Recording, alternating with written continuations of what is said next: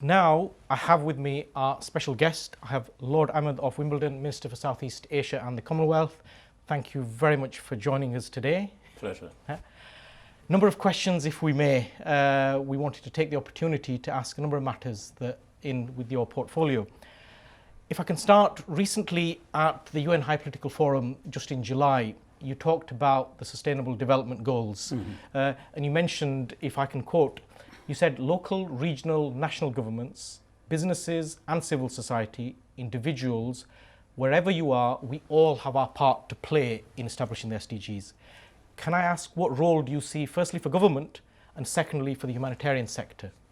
Of course, I mean, it's interesting. We've had segue straight in from the words of His Holiness, Hazrat Mirza Masroor Ahmad Sahib, and in addressing the congregation, he was just talking about it's everyone's responsibility.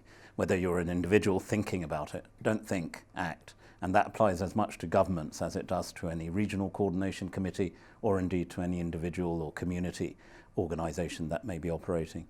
From a government perspective, of course, we're involved in ensuring that the strategy is in place. So, for example, we often talk about these SDGs. To the average person, what is an SDG?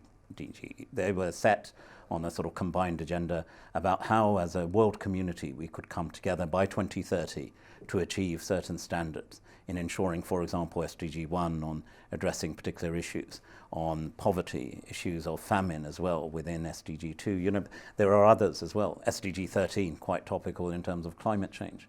Now, in all of this, everyone has a role, whether it's a government setting an agenda or an individual ensuring that they recycle more effectively when it comes to an SDG.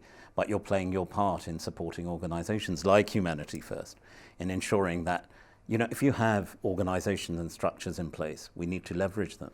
And in Humanity First, and again, in His Holiness' words, we have an organization which is very lean in terms of its administrative structures, and rightly so, that every penny raised through charitable causes goes to the person who needs it most. And the SDGs are very much intended in that spirit to ensure across a plethora of areas that we work together, from governments to the international community, to national governments, to regional governments, as I said when I addressed the UN Political Forum, but also that they can only be effective if local organizations are enacted. And of course, we need people to be fully involved. Thank you very much. And if I can go on to a linked question, you set up the Faith in Development round table, and we've been quite honoured to be part of that with some very like-minded NGOs. Can I ask what role you actually foresaw or foresee for faith-inspired charities within the humanitarian sector? To answer that very simply, it wasn't that long ago I myself used to host a programme on this very channel called Faith Matters. And that's the essence of it. When you look around the world, that inspires people. Faith drives people into action, motivation. And there are many. I'm very much involved in the situation around Afghanistan and the tragic situation unfolding then.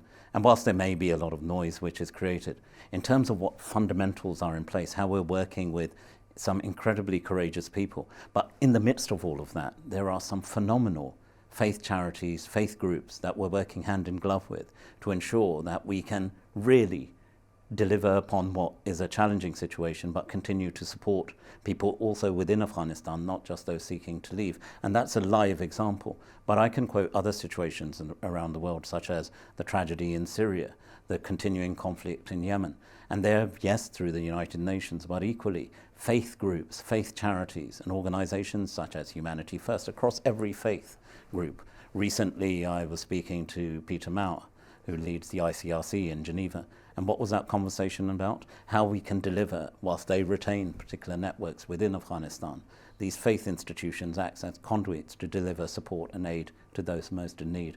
So having faith at the center of what we do is something that motivates me. I assure you, Dr. Aziz, there have many moments where you think, as a policy maker, as a minister involved in supporting or advising on decisions, that there are times you come across some real pretty hard brick walls.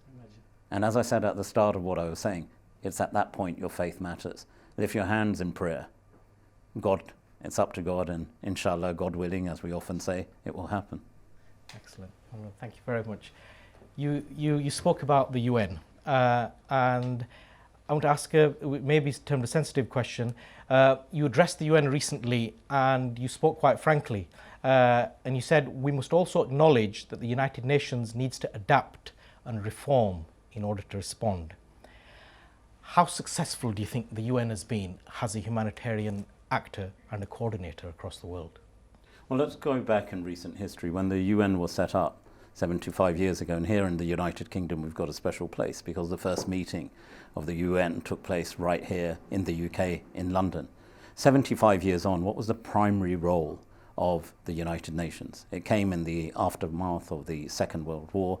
We had previous attempts such as the League of Nations, which had failed. Yet, if you look at the ultimate purpose of the United Nations, which was to keep global peace, of course we've had conflicts and wars, but having the level of world wars that were experienced both in 1919 and then again those that started in 1939, it hasn't been the case. So that primary objective, I would argue, not without challenge, has been achieved. Now, within that context, the United Nations family and its different organizations have grown over the years. And it's right that along with its conflict resolution, along with peacekeeping, it also looks at an important element, which is humanitarian support, but also looking at development needs. Humanitarian support in a crisis or in resolving a conflict is the first step. Where you make a real difference is when you invest in development. And we as a country in the United Kingdom have done exactly that. But through our support of the UN's aims, I think we are achieving a great deal. The UN, as I've already illustrated, often has a reach where governments cannot. It's palatable to those warring sides in many conflict areas that we often see the blue flag of the UN going in first. Why? Because there's a recognition that there's a neutrality to what it's seeking to do. There's no political agenda. What it's seeking to do ultimately in its cause is deliver upon its humanitarian objectives and development needs. So I think whilst it's not with need, I think there's some fundamental reforms. Do we need the plethora of agencies that we currently have? Question. Secondly, how can member states be more effective? And finally, and I suppose it involves in all organizations, whether you're a government or a humanitarian agency, whether you're the UN. You know, the old adage of less talking, more action applies as much to the UN as it does to any national government or any organization in this sphere. Okay. Final question, if I may. It's a sensitive question for the humanitarian world. We all know that there's an increasing awareness now across the world about sexual violence, sadly, within the aid sector, and there's been things that are quite high profile. And this is an area that you're responsible for in terms of trying to prevent sexual violence.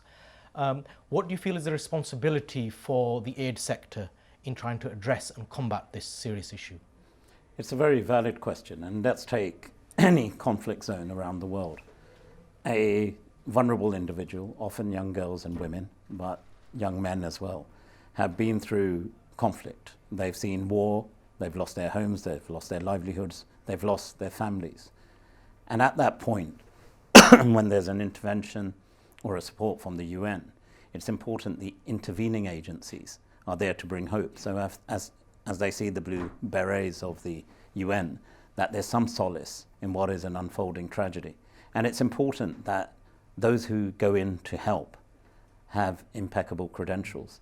They cannot, and it cannot be tolerated, that we see any individual, let alone any part of that particular machinery in terms of its response, not fulfilling its obligations to help people, not having humanity at the center of its work. So it's right, there have been instances, but they've been investigated, addressed. I think there needs to be more investment in training, but also there's a key element within all of this, which is one of personal responsibility.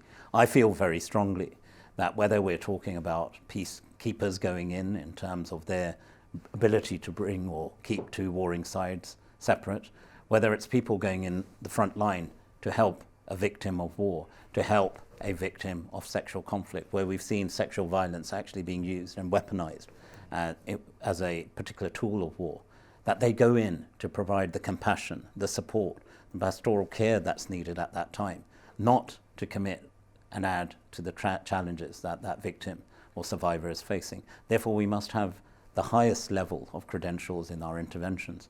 But equally, one other thing in all of this, which is very clear to me, is that when we go into support, we also need to look at the who.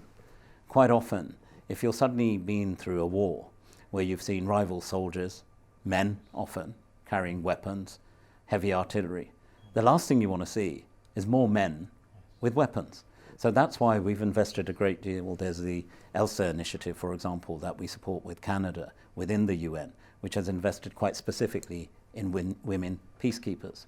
I've also led and been one of the leading voice, and I'm proud of it, in my advocacy for women mediators.